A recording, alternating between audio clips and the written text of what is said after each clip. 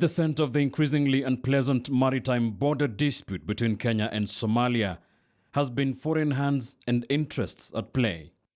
In recent weeks, United Nations monitors have warned about the possibility of conflict in Somalia due to oil exploration by the West in disputed areas of the Horn of Africa country.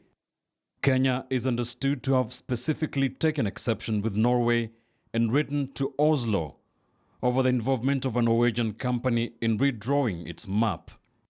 At the same time, Norwegian oil firm DNO is one of the companies contracted to explore for oil in the disputed areas.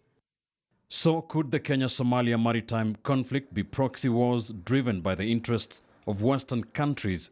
And what is Somalia's role in the standoff? Kenya has done so much for Somalia, hosting, even forming government, helping them form government, and when they have problems, they run to Nairobi.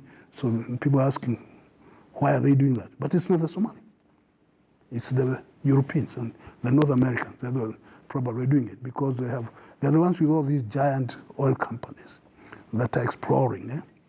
And some of these are very well connected with the political powers in their home countries.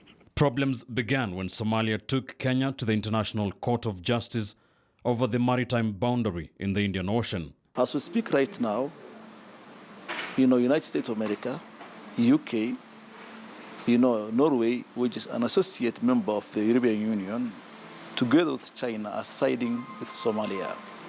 Only France are siding with Kenya.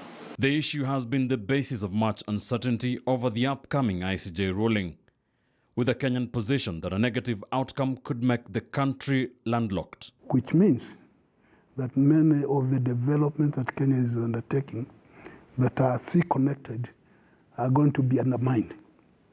Take, for instance, the LAPSET project. The Lamu Port South Sudan-Ethiopia transport corridor, LAPSET, seeks to link the East African coastline to not only South Sudan and Ethiopia, but also the Central and West African seaboard, all the way to the port of Douala in Cameroon. If Somalia's wish is granted, Kenya would have to get permission from Mogadishu in order to use the Lamu port. Imagine Kenya being told that before vessels, ships, can come to Lamu, they have to ask Somalia for permission. It's ridiculous. According to a report by the United Nations, Norwegian company DNO is one of the firms whose activities could lead to conflict in the region. Canadian-listed Africa Oil Corp, AOI, has also been cited for its oil exploration plans. The ICJ, to start with, is inadequate as a court.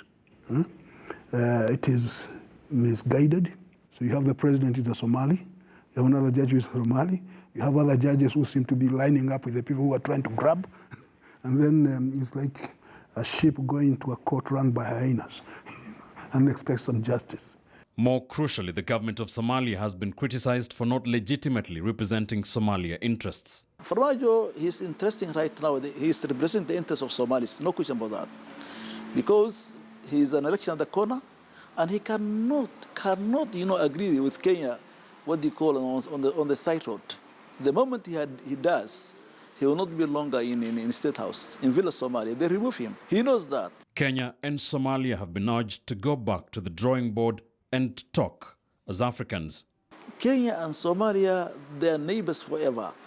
And they have this community living together side by side for centuries.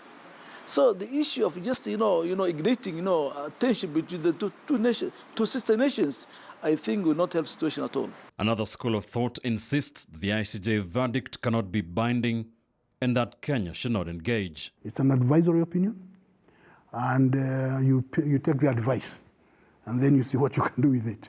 And there are precedents for this. As the ICJ hearing looms, is it time for Nairobi to rethink its strategy? With Kenya's territorial integrity at stake, should the Kenyan government stop the ICJ process and turn to the African Union or IGAD? Ben Kitili.